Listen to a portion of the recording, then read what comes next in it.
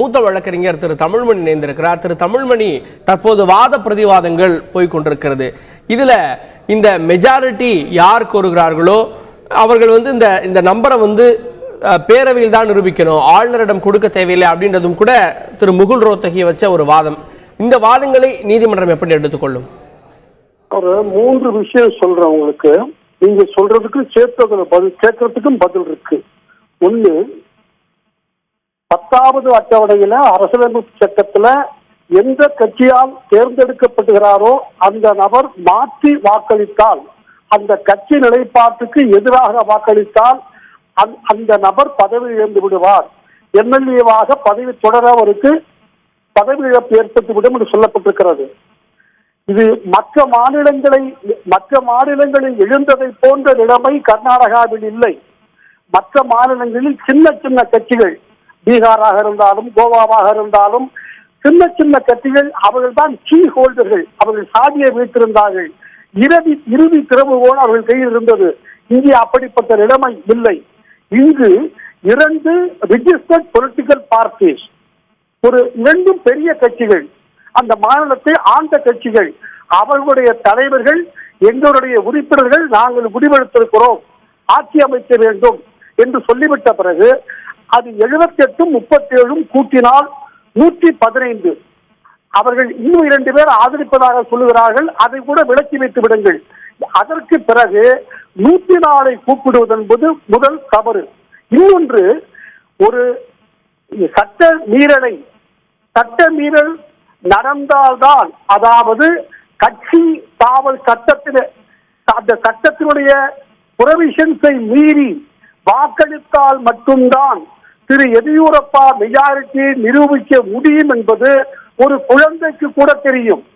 இப்படி தெரிந்திருக்கிற இந்த சூழ்நிலையில் ஒரு head of the state governor இப்படி ஒரு சட்ட மீறலை, 10வது ஷெட்யூலை மீறவார்கள் என்று தெரிந்து ஆட்சி அழைக்க அமைப்பது ஒரு சட்ட மீறலை தூண்டுவதாக அமையும். ஒரு கவர்னராக இருக்கிறவர் சட்டத்தை காப்பாற்ற வேண்டிய கடமையில் இருக்கிறவர். சட்ட மீறலை தூண்டக்கூடிய வகையில் ஒரு நடவடிக்கை அமையக்கூடாது. இன்னொன்று, இன்றைக்கு கூட அவர்கள் மிக குறைவாக பார்த்தால் கூட 2 கட்சியும் 112 பேர் வைத்திருக்கிறார்கள். 75 ஒரு 37 வேறு மாநிலங்களுக்கு அழைத்து போகப்பட்டிருக்கிறார்கள். இந்த நிலைமையில் கூட 112 இருக்கிறது. எனவே இது மிக மிக தவறு. நன்றாக பாருங்கள், இவர் ஆட்சியேற்ற பதவியில் அமர்ந்த பிறகு செய்த மிகப்பெரிய தவறு, இவர் இன்னும் முதலமைச்சரா, இவர் இன்னும் தன்னுடைய மெஜாரிட்டி இருக்கிறதா என்பதை கூட நிரூபிக்கவில்லை. யாராவது ஒரு அரசியலில், ஒரு அரசு பொறுப்பில் ஒரு பியூனை நீங்கள் பதவியேற்று கையெழுத்து போடுங்கள், சம்பளம் வாங்கிக் கொள்ளுங்கள், நீங்கள் பிறகு உங்களுடைய சர்டிபிகேட் கொண்டு உங்களுக்கு தகுதிகளுக்கு என்று நிரூபிங்கள் என்று ஒரு பியூனை அப்பாயிண்ட் செய்ய முடியுமா? இவரை பதவியேற்றது மட்டுமல்லாமல் 56,000 கோடி ரூபாய் விவசாய கடனை தள்ளுபடி செய்கிறார். மிக மிக மிக பெரிய political misuse. It's a fraud in the constitution. தன்னுடைய மெஜாரிட்டியே நிரூபிக்காத ஒரு மனிதர், ஒரு தனி மனிதர் முதல் கையெழுத்து போடுவதாக ஊரை ஏமாற்றுகிறார். ஏன் திரும்பி சட்டசபை தேர்தல் வந்தால் இந்த 56,000 கோடி வாக்காக மாறும், இல்லை என்றால் பாராளுமன்ற தேர்தலில் இது வாக்காக மாறும். இப்படி மிக மிக பெரிய அதிகார துஷ்பிரயோகத்தை கவர்னர், முதல் துஷ்பிரயோகம் இவரை அழைக்க அனுமதித்தது. 2வது துஷ்பிரயோகம், இப்படிப்பட்ட 56,000 கோடியை இவர் தன்னுடைய மெஜாரிட்டியை நிரூபிப்பதற்கு முன்னாலே தள்ளுபடி செய்ய இவருக்கு அனுமதி வழங்கியது. கவர்னர் மிக மிக தவறாக தன்னுடைய அதிகாரத்தை பயன்படுத்துகிறார் என்பது மிக தெளிவாக தெரிகிறது. இன்னும் ஒன்று, இன்றைக்கு சூழ்நிலையில் இந்த கேட்டுக்கொண்டிருக்கிற இந்த உச்ச நீதிமன்றத்தினுடைய நீதிபதிகள் எந்த மன மாற்றமும் இல்லாமல் ஸ்ட்ராங்காக இருந்தால் இது தவறு என்று சொல்லுவார்கள். சிக்கல் நமக்கு வேண்டாம் என்று ஆசைப்பட்டால், நமக்கு இந்த பிரச்சனை சுமையை நாம் சுமக்க வேண்டாம் என்று மாண்புமிகு நீதிபதிகள் கருதினால், இது ஒரு ஆளுநருடைய அதிகார வரம்பை பற்றிய பிரச்சனை 5 நீதிபதிக்கு போக வேண்டும் என்று தள்ளிவிட்டு விடுவார்கள். நான் இன்னொன்றும் சொல்லுகிறேன், எந்த விதமான சிக்கலும் இல்லாமல் இந்த வழக்கை தீர்த்து வைப்பதற்கு ஒரு மிக மிக எளிய நடைமுறை இருக்கிறது.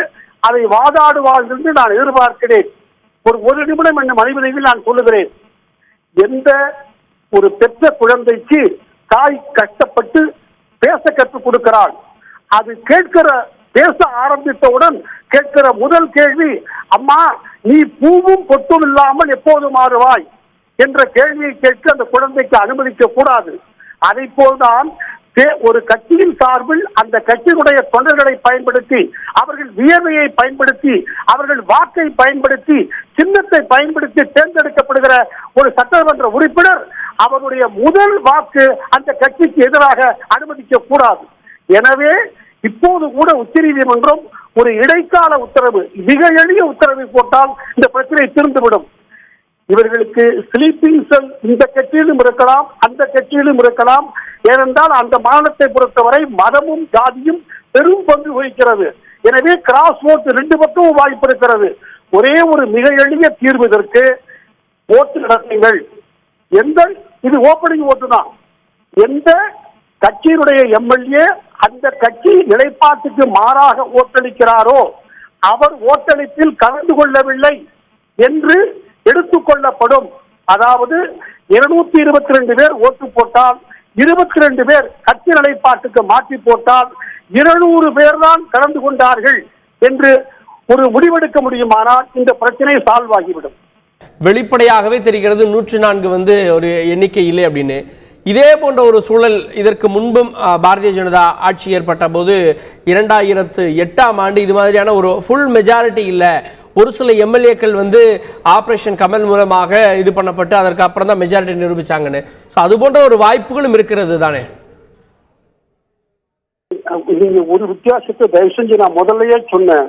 இங்க 115 எண்ணிக்கை ஜெயித்திருக்கிற இரண்டு பெரிய அரசியல் கட்சிகள், ரிஜிஸ்டர்ட் பொலிட்டிக்கல் பார்ட்டிஸ், உதிரிகள் அல்ல. தயவு செய்து புரிந்து கொள்ளுங்கள். இது PV நரசிம்மராவுக்கு கூட இப்படித்தான் ஆதரவு கிடைத்தது, நான் மறுக்கவில்லை.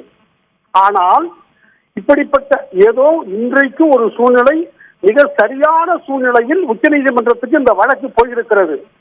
இந்த சூழ்நிலையில் இப்போது நீதிபதிகள் சொல்லுகிற கருத்தை பார்த்தால் அவர்கள் நான் அச்சப்பட்டது போல் கடத்தி கொண்டு விடுவார்களோ என்று எனக்கு வேதனையாக இருக்கிறது. இது இந்த தருணத்தில் இந்த வழக்கை தீர்மானிக்கவில்லை என்று சொன்னால் கிட்டத்தட்ட ஒரு 35-40 ஆண்டுகளாக கட்சி மாறுவது, மக்கள் அவர்கள் மீது வைத்து வாக்களித்த மக்களை ஏமாற்றுவது, மக்களை முதுகில் குத்துவது என்பது ஒரு 30 ஆண்டுகளுக்கு மேலாக தொடர்ந்து நடந்து வருகிறது. உச்சநீதிமன்றம் இதை கேட்கக்கூடிய உரிமை இல்லை என்றால், மன்னித்து விடுங்கள், தைரியம் இல்லை என்றால் இந்த சூழ்நிலையை வேறு யாரும் சரி செய்ய முடியாது. இதை ஒரு வழக்கறிஞராக தலை குனிந்து வெட்கத்தோடு சொல்லுகிறேன். கவர்னருடைய முடிவு மிக தவறானது. அவர் தெரிந்தே மிக நிச்சயமாக காங்கிரஸ் வாக்குகளை பெறுவார்கள், மிக நிச்சயமாக மதச்சார்பற்ற ஜனதாதள ஓட்டுகளை காசு கொடுத்து பிரிப்பார்கள். தெரிந்து குற்றம் செய்ய தூண்டி இருக்கிறார். அவர் ஒரு குற்றவாளி. எனவே இந்த நேரத்தில் உச்சநீதிமன்றம் தலையிடவில்லை என்று சொன்னால் உச்சநீதிமன்றத்தினுடைய நீதித்துறையில் இருக்கிற மரியாதையும் மதிப்பும் நம்பிக்கையும் போய்விடக்கூடிய தருணத்தில் இருக்கிறோம் என்பதை மிகுந்த வேதனையோடு தெரிவித்துக் கொள்கிறேன்.